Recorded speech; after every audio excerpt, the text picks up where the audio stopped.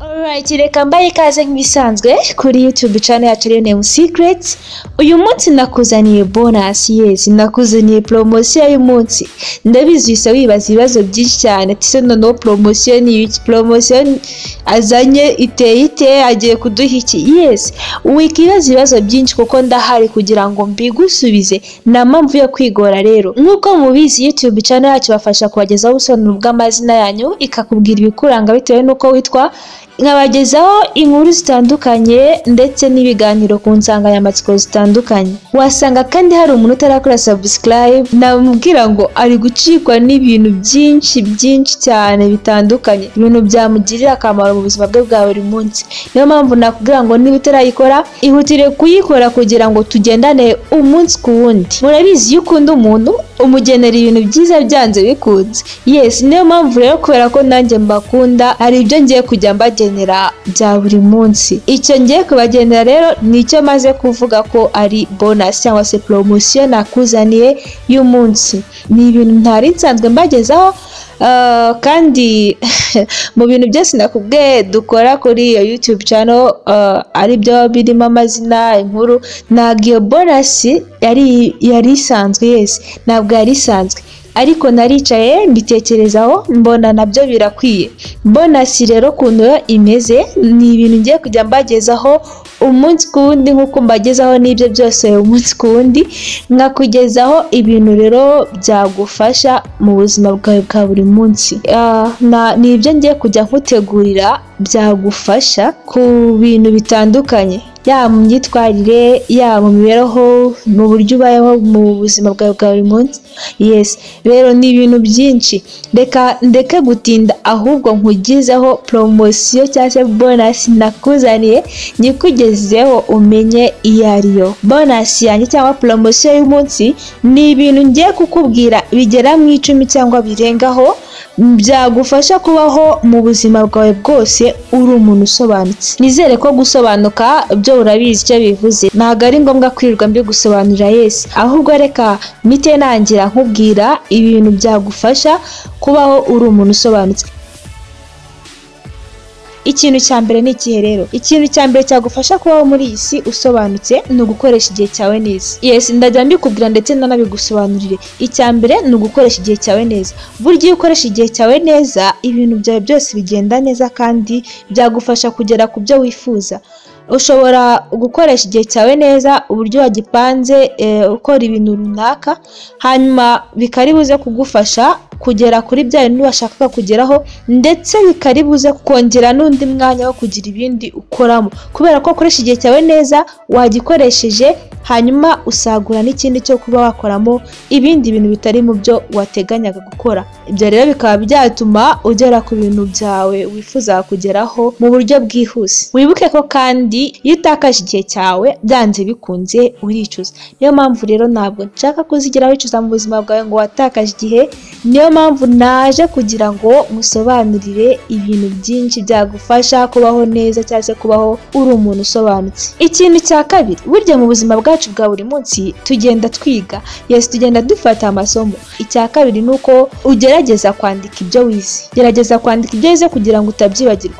Burya hari igihe uba uri umuhanga cyangwa se umunyabwenge, ugerageza gufata mu mutwe uko bishobotse, ariko none nakubwira ngo hari igihe ubyibagirwa bitewe n'ibintu byinshi byakunyuze imbere, bikaba ngombwa kubyibagirwa, kandi bya bintu bibagiwe ugasanga byari iby'ingenzi mu buzima bwawe. Yes, niyo mpamvu rero inama ya kabiri nakugira nuko wajya ugerageza kwandika ibyo wize kugira ngo bizabashe kugufasha ubwo uzaba bikeneye. Icya gatatu rero ni ikihe? Icya gatatu nuko ukora urutonde rw'ibikorwa byose wifuza gukora. Ibi rero byo uribaza ati byagufasha gute? Gukora urutonde rw'ibyo ushaka cyangwa se wifuza gukora bizagufasha kuba wamenya ibyakozwe uko bingana cyangwa se ibyakozwe ibyo ari byo, hanyuma bikagufasha no kumenya ibitarakorwa kugira ngo ukore ibintu byose neza ku murongo kandi byose bigende neza. Icyo nacyo akaba ari ikintu cyagufasha mu buzima bwawe bwa buri munsi. Ikintu cya kane cyagufasha kubaho uri umuntu usobanutse rero ni ikihe? Icya kane ni uko nakugira inama yo kutananiza ubwonko.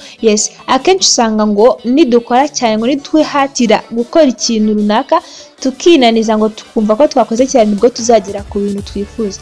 Ese numara kwinaniza ubwonko ahubwo na byindi aho wari ugejeje bigatuma byangirika, uzagera ku byo wifuzaga gute? Oya, nta muntu ukora ataruhuka. Jya ugerageza ukore mu gihe biri ngombwa. Niyo mpamvu nahereye ku kintu cyo kudapfusha igihe ubusa. Yes, nudapfusha igihe cyawe ubusa ntabwo uzigera unaniza ubwonko. Ibintu byose uzaba bikoze mu gihe cyabyo, hanyuma uze kubona n'umwanya wo kuruhuka. Niyo mpamvu rero nagiye mbabwira ibintu ku murongo mbikurikiranya kugira ngo bize kunyorohera kuba nagusobanurira ibindi. Ikintu cya gatanu rero cyagufasha kuba uri umuntu usobanutse, nakubwira ngo jya usoma ibitabo byinshi. Jya ugerageza gusoma.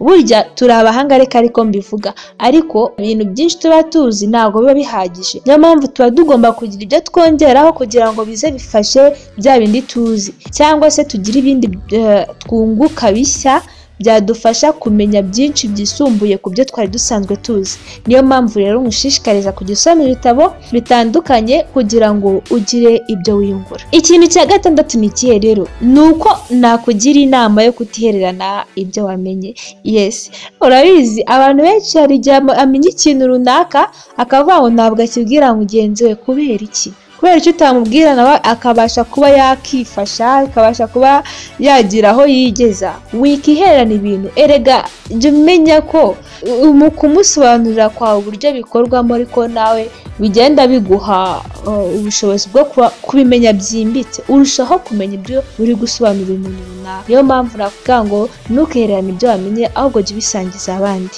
Niyo mpamvu nanjye nkubere yes, hari ibyo nzi utazi ariko nawe hari ibyo uzi ntazi.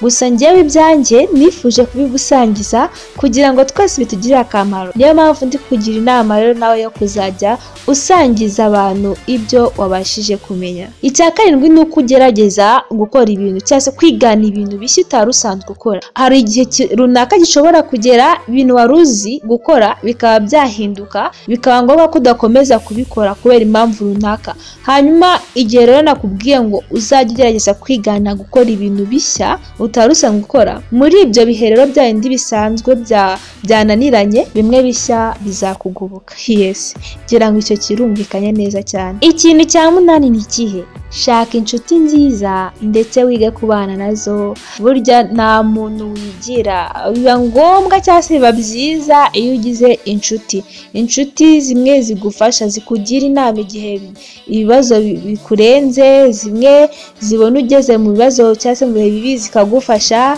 zimwe nawe ushobora gufasha igihe bitagenze neza. Niyo mpamvu rero inshuti burya zirakenerana, ndetse nakubwira ngo abantu nimagirirane. Nakubwira rero shakisha inshuti ariko inshuti nziza ndetse wige kubana nazo. Aho ngaho nabyo bizagufasha kubaho uri umuntu usobanutse mu buzima bwawe. Ikintu cya cyenda nakubwira ngo gerageza kwiga ururimi rushya. Burya ntawamenya ururimi rushya rurafasha. Ushobora kugera ahantu runaka ugasanga barakoresha ururimi rutandukanye n'urwo wari usanzwe uzi. Cyagiye wize ururimi rushya rero bizagufasha kuba wamenya, wagira na communication hamwe n'abo bantu aho ugiye nyine nawe usanga urahisanze kandi utari usanzwe uriyo. Rero nawe umenya ngo iyo bwirageze. Niyo mpamvu nakubwira ngo ugerageza kwiga ururimi rushya, nabyo bizagufasha kubaho uri umuntu usobanutse mu buzima bwawe bwa buri munsi. Ikintu cya 10 ni ikihe rero? Wenda areka bari nacyo nsorezaho. Ikintu cya 10 nakubwira ngo gerageza gutuza muri wowe. Gerageza gutuza muri wowe ndetse utwara ibintu gake gake. Ubundi hari igihe abantu twumva ko gukora ibintu nyine kugahatiriza ari byo bizaduha kugeza ku byo twifuza kugeraho. Oya, tuza ukora ibintu gake gake bizagenda biza.